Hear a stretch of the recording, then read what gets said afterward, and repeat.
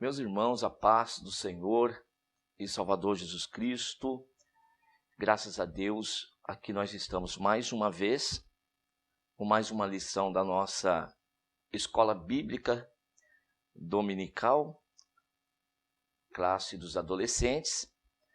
Chegamos à nossa lição de número 10, cujo título é A Tomada e a Destruição de Jericó. Podemos já dizer para os irmãos que após um longo período de aprendizagem e preparação no deserto, o povo israelita agora está pronto para conquistar a terra prometida, para conquistar, tomar posse das promessas de Deus na vida deles. Então nós vamos começar a nossa lição aqui com os nossos 3 tópicos: a preparação para a tomada de Jericó, a queda do muro e a destruição da cidade e o livramento de Raabe. A nossa lição ela começa no nosso capítulo de número 6, que é então a preparação para a tomada de Jericó. O povo agora já atravessou o Rio Jordão e se depara com a sua primeira prova de fogo diante dessa conquista. E esse primeiro teste para o povo de Deus é uma cidade fortificada, uma cidade totalmente resguardada, que diante dos olhos humanos seria impossível a sua conquista. Até mesmo para um grande exército, um exército poderoso, um exército forte, ele já encontraria uma resistência muito grande por parte daquela cidade chamada Cidade de Jericó. Agora, imaginemos nós que esse povo que está para conquistar era um povo recém-saído de uma escravidão, ou um povo que fora criado dentro de um deserto por Deus, um povo totalmente inexperiente na guerra e na peleja. Mas estão diante dessa prova agora e, segundo a promessa de Deus, segundo uma palavra de Deus, eles vão enfrentar essa dificuldade e, pela fé, pelo poder da fé, eles vão conquistar então essa cidade.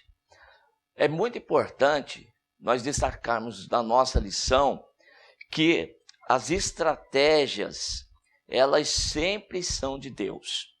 Porque quando nós pensamos em estratégia, nós imaginamos que são meios humanos, uma preparação para a realização de uma tarefa.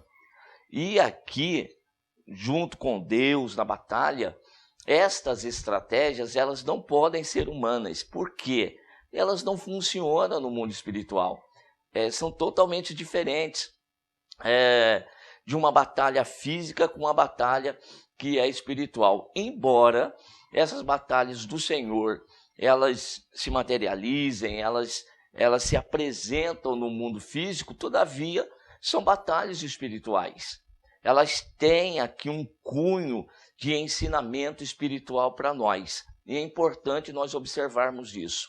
Diante do povo de Deus, na batalha, o Senhor nosso Deus é o Senhor dos exércitos. Ou seja, Ele é o comandante, é Ele que está à frente. Dessa forma, é importante também que o povo obedeça às instruções de Deus e, seguindo essas instruções, a garantia é de vitória da parte do Senhor para nós. Então vamos observar isso. O povo, na sua preparação para a tomada de Jericó, vai receber de Deus a orientação da seguinte forma: o povo deveria rodear a cidade de Jericó por 6 dias. A cada dia que rodeavam, eles davam uma volta e retornavam para o acampamento. Depois do 2º dia, o 3º, até o 6º dia. No 7º dia, a ordem de Deus era que fosse dada 7 voltas. Então, na 7ª volta, ou na 7ª volta, após ouvirem tocar longamente as buzinas, eles deveriam então dar um grito. E então, aí viria a surpresa para esse povo neste momento. Porque quando eles obedeceram ao Senhor, eles não sabiam do resultado daquela estratégia que Deus estava dando. Quando Deus ele está agindo no meio do povo, ele requer do povo 2 coisas importantes que estão intrinsecamente ligadas. Primeiro, é fé. Segundo, é a confiança que se deposita na palavra de Deus. Então, todos que andam com o Senhor necessariamente precisam disso. Primeiro, da fé. Segundo, de uma confiança que seja inabalável e também inquestionável a respeito das estratégias do Senhor. Porque quando Deus ele nos manda fazer algo, é sempre fora do nosso entendimento, do nosso raciocínio, da nossa forma de agir.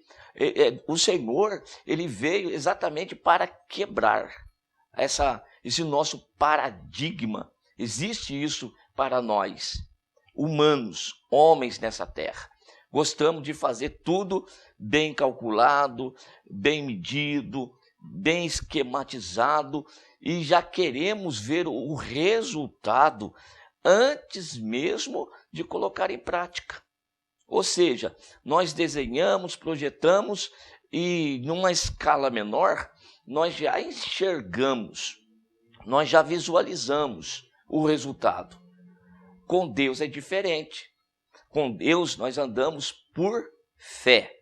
E a fé, ela toma posse daquilo que Deus disse antes mesmo que nós enxerguemos como será o resultado final.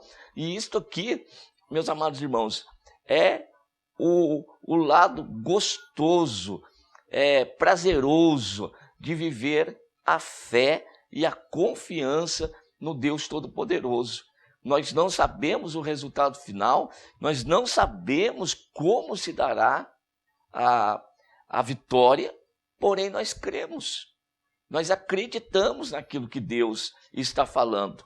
E aqui o povo começa a aprender, já é um longo aprendizado o deserto. Porém, agora chegou um momento diferenciado na vida desse povo. E o povo tem uma orientação outra da parte de Deus. E qual que é? O Senhor vai dizer para o povo, Josué capítulo 6, do verso 17 até o verso 18, que aquela cidade, ela era anátema.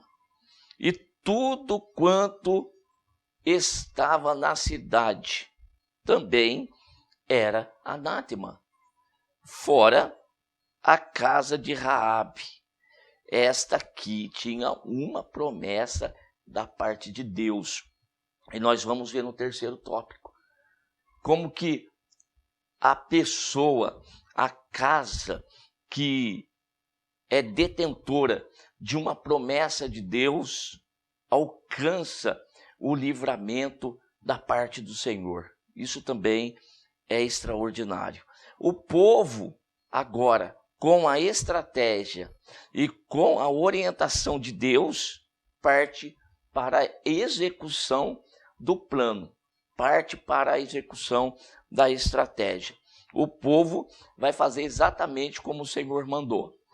Vai dar em 6 dias, em cada dia uma volta, retornando para o acampamento, e no 7º vai fazer da forma que Deus ordenou. Vamos analisar do ponto de vista dos moradores de Jericó, do ponto de vista do rei de Jericó, olhando para aquele povo insignificante, porque eles eram guerreiros. E o povo de Deus? O povo de Deus não é um povo guerreiro. O povo de Deus é um povo recentemente saído de um deserto. Não tem preparação para a guerra.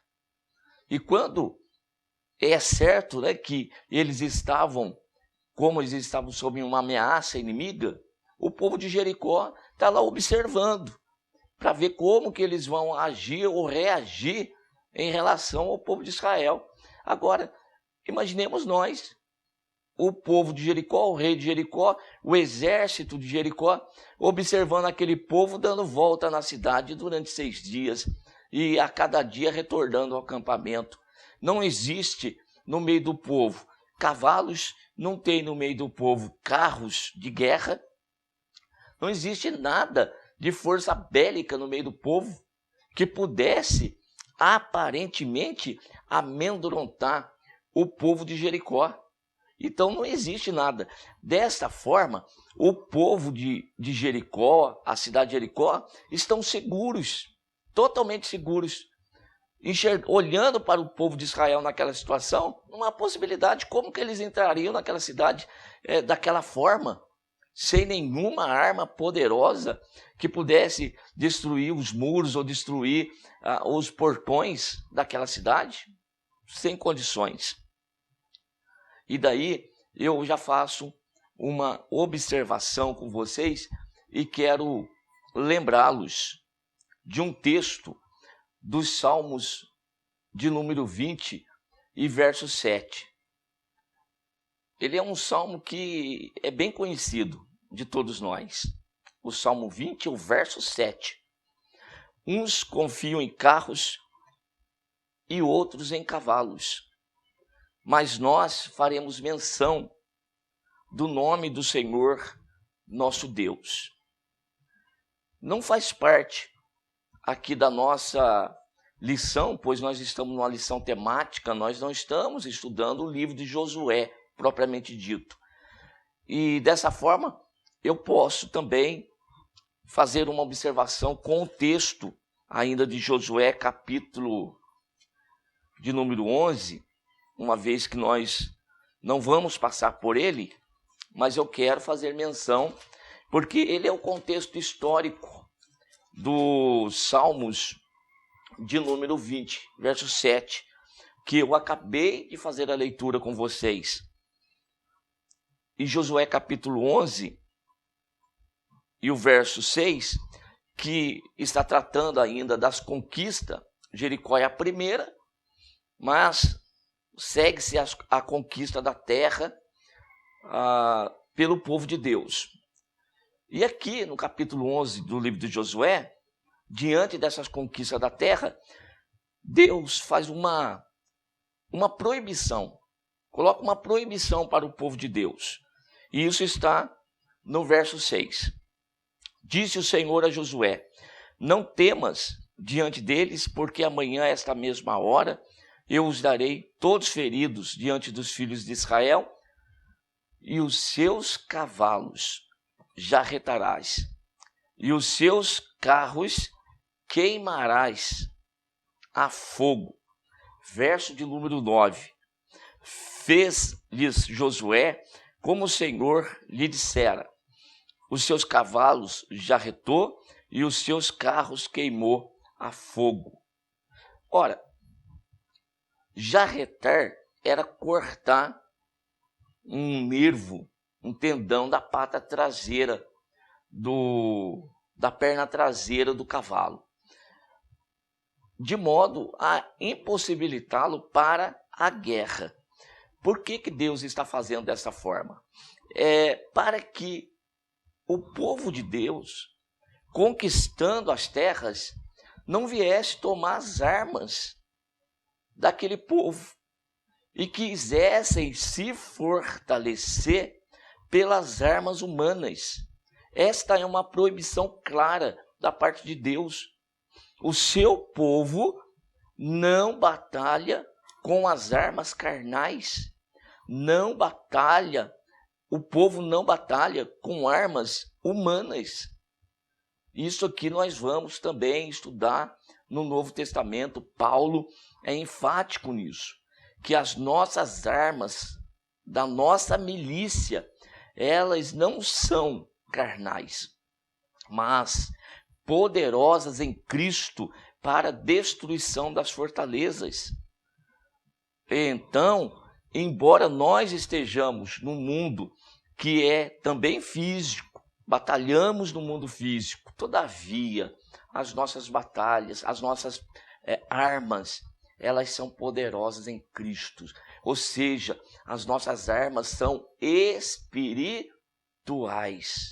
Assim, as conquistas que eram realizadas, dadas por Deus, era Deus quem operava, era Deus que agia.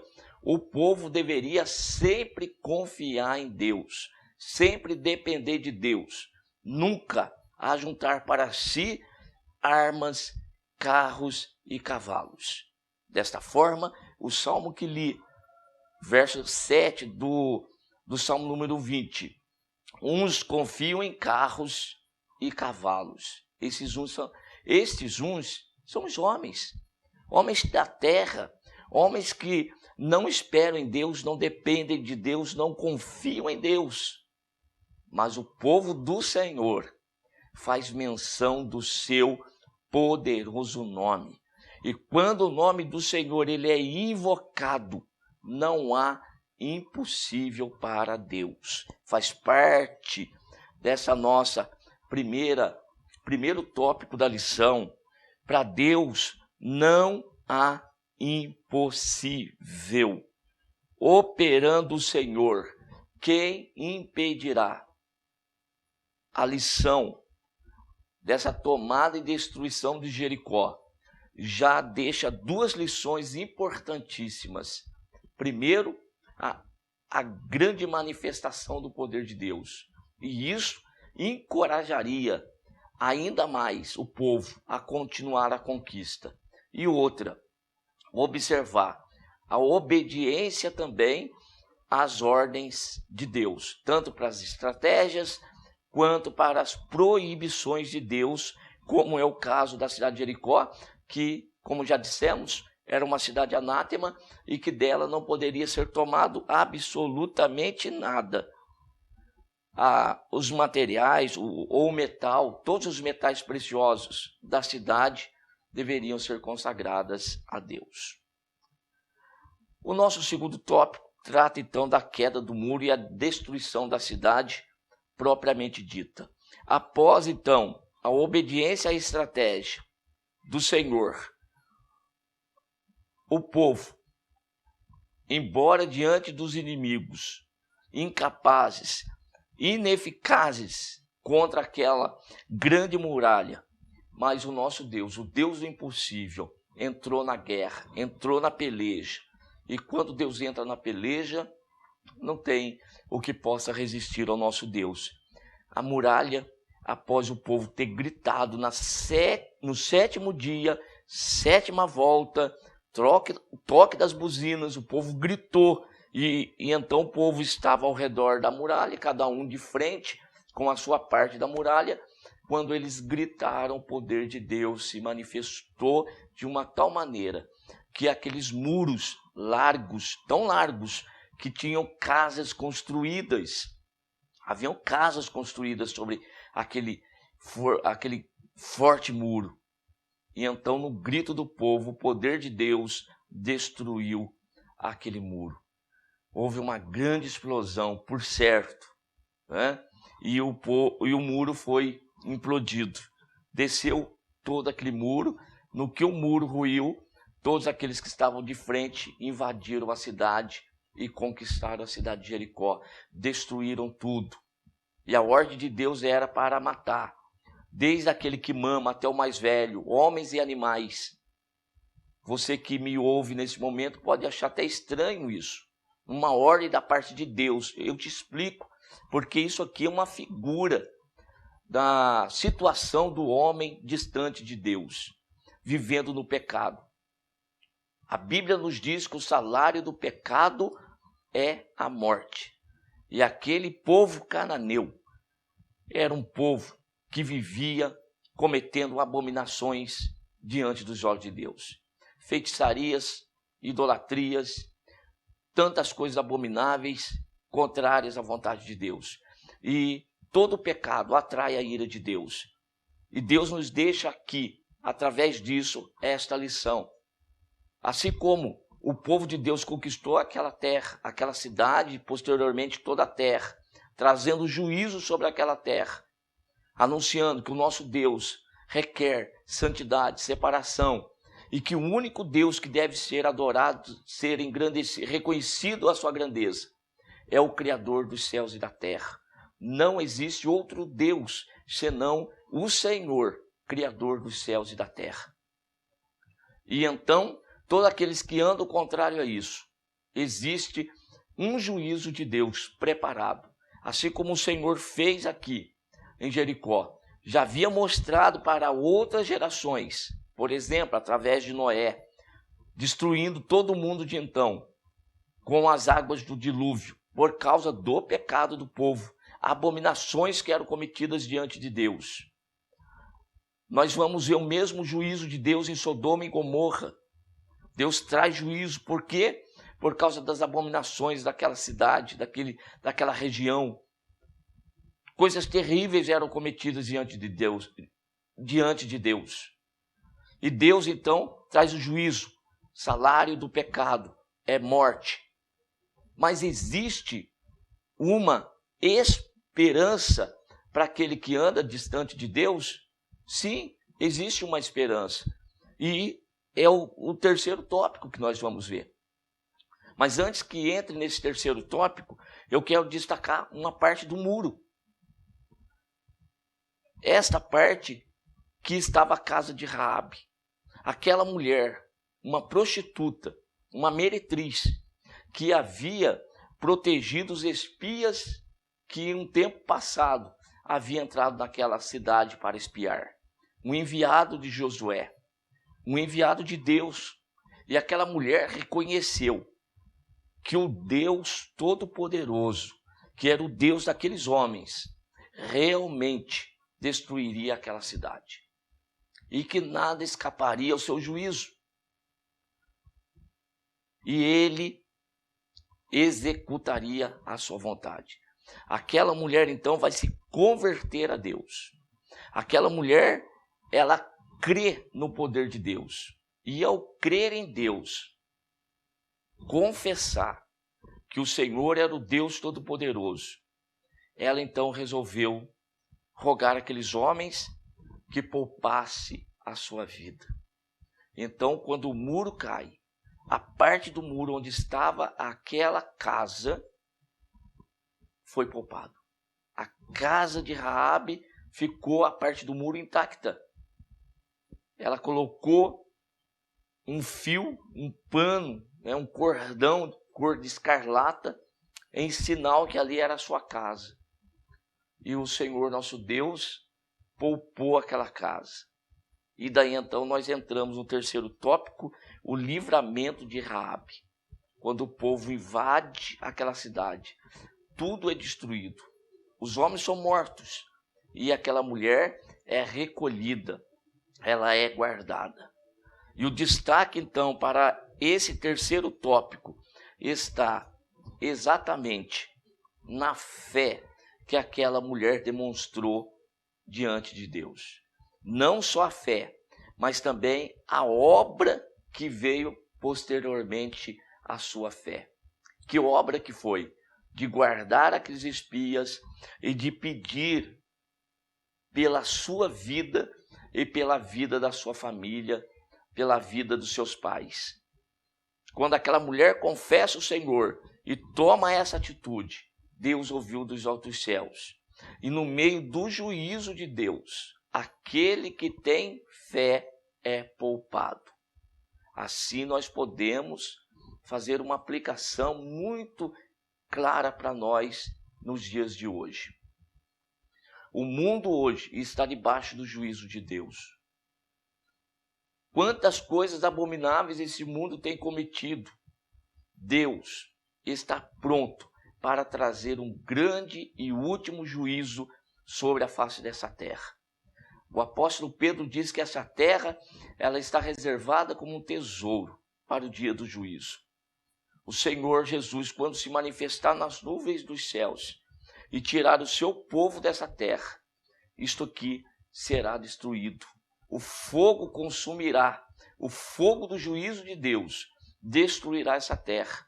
E todos os homens que não têm fé em Deus, Jesus disse: eu sou o caminho, eu sou a verdade e eu sou a vida. Ninguém vem ao Pai senão por mim. Jesus é a salvação.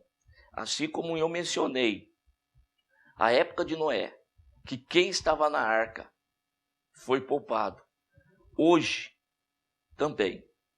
A nossa lição está destacando a Raabe, aquela meretriz. Não fazia parte do povo de Deus, mas pela fé passou a fazer parte. Porque o povo de Deus é aquele que tem fé em Cristo Jesus, nosso Senhor.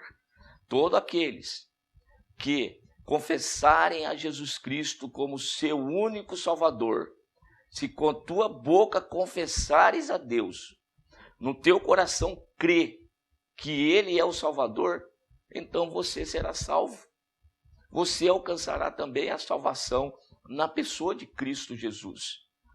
Aquela casa onde existia fé, teve fé naquela mulher, a sua fé salvou a casa da destruição de Deus. Hoje, a mesma coisa. Todos aqueles que têm fé em Cristo Jesus estão sendo poupados do juízo de Deus. E naquele último dia, quando o Senhor Jesus se manifestar, todos aqueles que estiverem com Ele, que andaram na presença dEle, que demonstraram através das suas obras, obras de arrependimento, de conversão, de uma mudança de atitude, de comportamento, andando com o Senhor Jesus, crente em Cristo, também terão a sua vida poupada. O Senhor vai separar naquele grande dia um grupo para a direita e um grupo para a esquerda.